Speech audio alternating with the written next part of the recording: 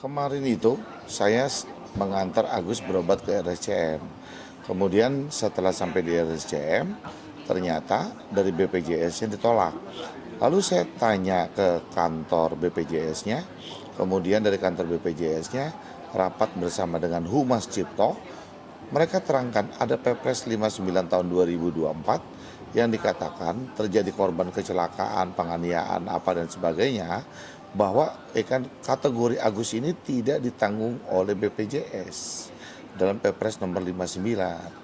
Sehingga kemarin pembiayaan Agus itu ditolak gitu loh oleh BPJS. Kemudian saya mengcover pembiayaan semua pengobatannya Agus kemarin. Artinya bahwa sebenarnya ini kalau buat saya kan sederhana, gampang sekali menariknya. Dengan ketika niat baiknya, Novi Yayasan untuk mengobati pengobatan kebutaannya Agus, waktu mendengar ada sebuah cahaya atau sinar yang sebelah kanan dari mata Agus, harusnya ini juga menjadikan kabar bahagia untuk yayasan itu sendiri. Nah, justru di sini percepatan dengan waktu, karena terkait masalah pengobatan ini kan adalah kecepatan dengan waktu. Mereka kejar-kejaran dengan waktu. Harusnya berita ini menjadikan kabar bahagia dengan adanya Agus dapat melihat, sehingga yayasan dapat duduk dengan kami, yayasan yang mengundang kami karena uangnya kan ada di yayasan gitu loh, uangnya ada di yayasan. Nah, coba bayangkan kalau seumpamanya ada anak kita sakit panasnya saat ini, terus baru kita obatinnya terus seminggu kemudian, atau ada penyakit kanker dan sebagainya, lalu kita obatinnya 3 4 bulan kemudian, kan nggak ada guna. Makanya kalau berkali-kali buat saya dari awal adalah bagaimana pengobatannya Agus itu diutamakan, karena dari niat yang baik yang dimulai oleh Novi, niat baiknya, lalu donasi juga ingin kesembuhannya Agus, kemudian para netizen juga berdoa untuk Agus, dan Agus membutuhkan. Di sini kita saling menurunkan ego setengah. Artinya kalau pihak Nopi menurunkan setengah, kami menurunkan setengah, pasti pihak antara Nopi dengan Agus ini ada titik ketemu.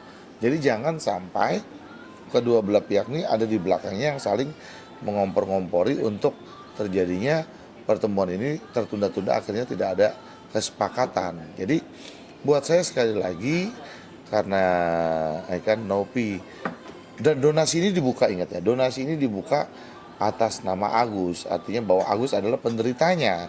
Kalau ini difungsikan kegunaannya untuk yang lain, menurut saya nggak baik, karena donasi itu dibuka atas nama Agus gitu. Jadi buat kami sekali lagi, kapan Nopi bisa mengundang kita, kesampingkan hukum, lebih utamakan adalah percepatannya pengobatan Agus. Nggak seberapa sih, saya kurang tahu, cuman staf saya yang atur semua, staf saya bilang karena pas kebetulan tahu, sekaligus juga saya support kemarin untuk transportnya juga, kan dari Ciledug ke Rumah Sakit Cipto cukup jauh, sementara dia nggak ada uang karena uangnya sudah ditransfer balik ke Novi gitu kan, ke yayasan Novi, saya support itulah. Saya nggak tahu tepatnya berapa gitu, yang pasti sudah di-cover oleh staf saya dengan menggunakan biaya sendiri gitu loh, dengan menggunakan biaya sendiri. Sampai saat ini alasan pihak yayasan belum mengembalikan ada apa ya, Pak? Saya nggak ngerti gitu loh. Saya tuh mendengar di sana begini beritanya, lalu kemudian saya mendengar di sini kayak jadi kita terus-terusan berbalas pantun aja, saya nggak paham sekali apa yang membuat yayasan tuh tidak mau bertemu. Sampai saat ini tuh kita nggak ada tanda-tandanya untuk mengarah ke arah sana.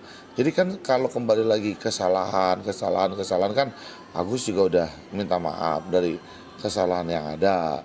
Lalu kemudian kan uang ini didonasi, ingat ya, uang ini didonasi dibuka atas nama Agus, dan Agus transfer ke yayasan gitu loh, dengan berbagai hal apa yang telah terlewati. Jadi saya nggak mau bahas masalah itu. Artinya bahwa sekarang ini kita mengundang lah, kapan nih, ini udah hari keberapa saya secara terbuka meminta kepada Novi untuk dapat bertemu, kan saya lah yang samperin Novi di mana tempatnya, harinya kapan, jam dan waktunya kapan.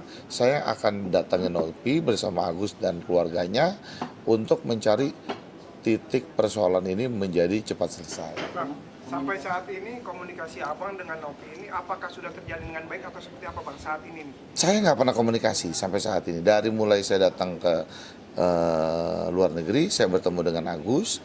Saya sudah membuka secara di media, saya membuka untuk pertemuan ini. Sampai saat ini belum ada komunikasi apa-apa dengan Novi. Kan kepada Novi, ini kita kesampingkan dulu masalah hukum.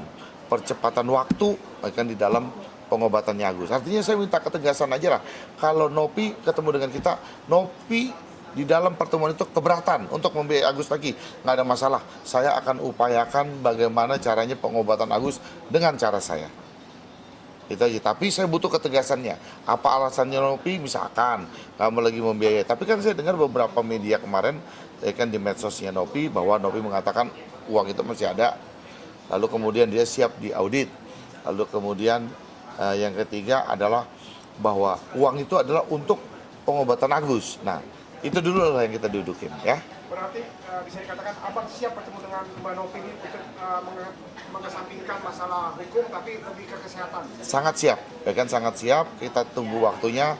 Novi berada di mana, undang kita akan datang ke sana.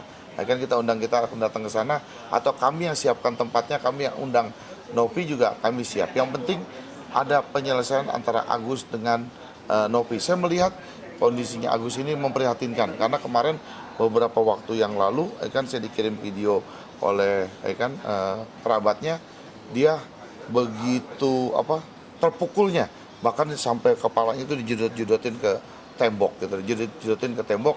Depresi lah, intinya depresi, tekanannya terlalu tinggi. Kenapa masalah ini nggak selesai-selesai? Jadi coba bayangkan aja, dari kita nih dapat melihat isi dunia, terang-terang, tiba-tiba gelap sampai menutup. Buat saya nggak sekuat mental Agus. Coba bayangkan seperti itu kalau sampai amit-amit terjadi pada diri kita, saya nggak kuat banget.